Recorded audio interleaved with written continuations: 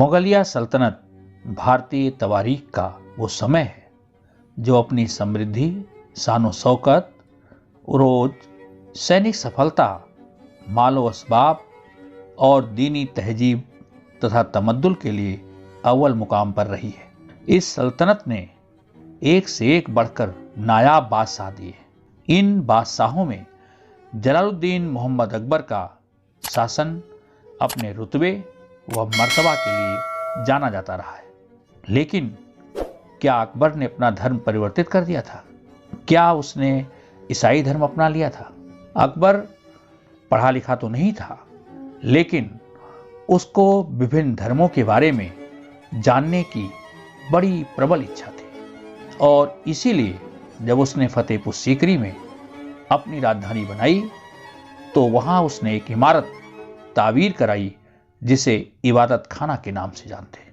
इबादत खाना 1575 में बनकर के तैयार हुआ और अकबर शाम को यहाँ विभिन्न धर्मों के विद्वानों के साथ धर्म पर चर्चाएं करता था। वो इस इमारत में हिंदू विद्वानों के भी संपर्क में आया, जैन धर्म के विद्वानों के भी संपर्क में आया और अकबर की यही जिज्ञासा उसे ईसाई धर्म की ओर भी ले गई।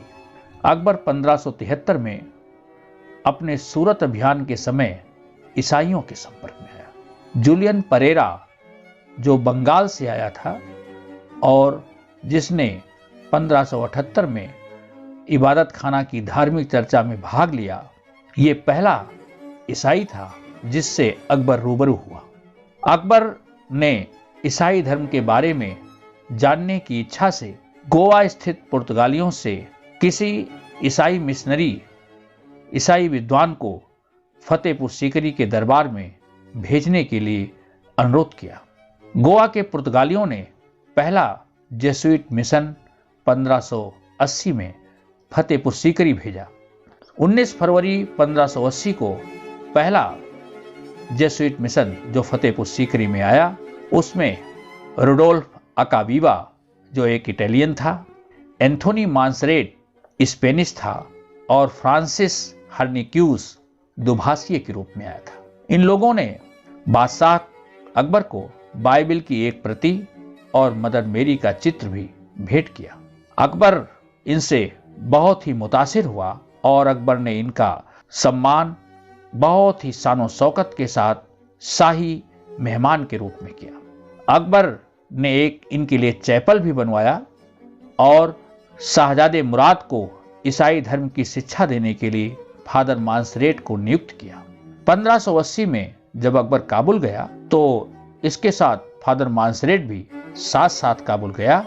अकबर इन विद्वानों के साथ संपर्क में रहा और ये ईसाई मिशनरीज अकबर को ईसाई धर्म में प्रशिक्षित करने की बहुतेरी कोशिशें करते रहे, किंतु अकबर ईसाई धर्म के कुछ सिद्धांतों से वाकिफ होते हुए भी इसे स्वीकार करने के लिए तैयार नहीं था और अंततः 1582 में यह मिशन खाली हाथ बैरंग वापस लौट गया। 1590 में फादर लियो ग्रिमिन जो एक यूनानी था, वो अकबर से मिला और उसने गोवा के पुर्तगालियों की तरह अकबर को प्रभावित करने की कोशिश की।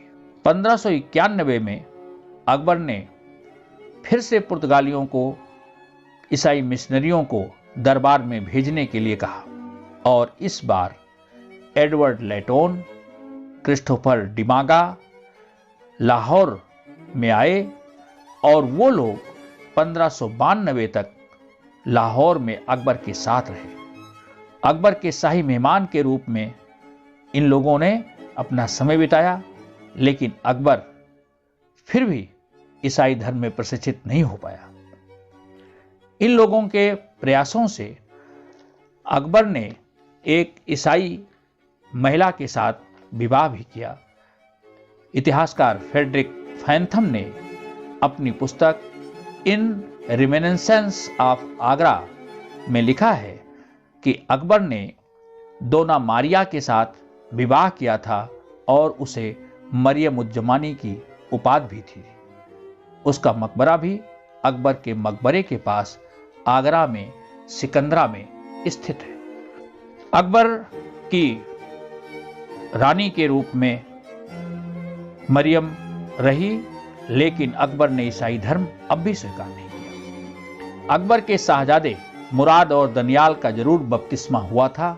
1594 ईस्वी में अकबर के दोबारा निवेदन पर तीसरा मिशन गोवा से फतेहपुर सीकरी आया।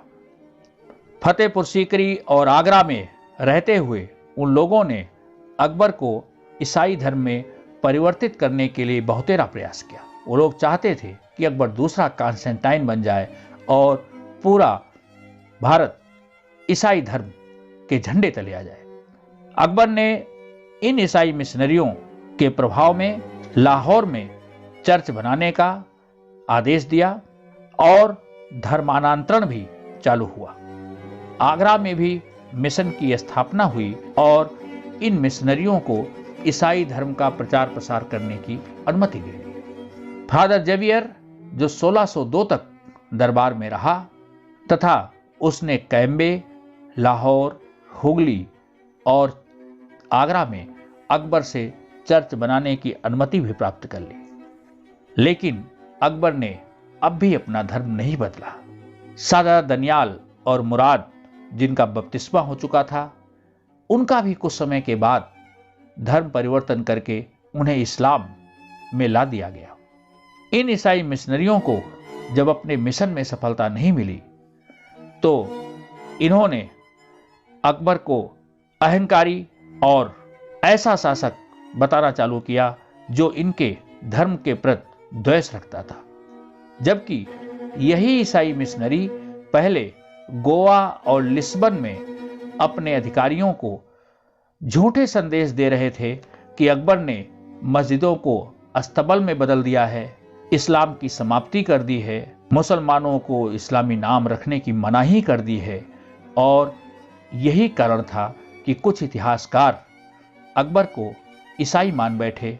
उनमें से अब्दुल कादिर बनानी जो अकबर के प्रमुख विरोधियों में थे, और दूसरे इतिहासकारों ने यहां तक इल्जाम लगाना चालू कर दिया कि अकबर हिंदुओं के प्रभाव में और ईसाइयों के प्रभाव में आकर के इस्लाम से दूर हो चुका है, लेकिन हकीकत ऐसी नहीं थी। अकबर ने कभी भी ईसाई धर्म स्वयं नहीं अपनाया। हर धर्म की प्रति जानने की जो इच्छा थी वो अकबर को जरूर ईसाई धर्म के पास ले गई, लेकिन अकबर एक उदार और सहिष्णु शासक बना रहा।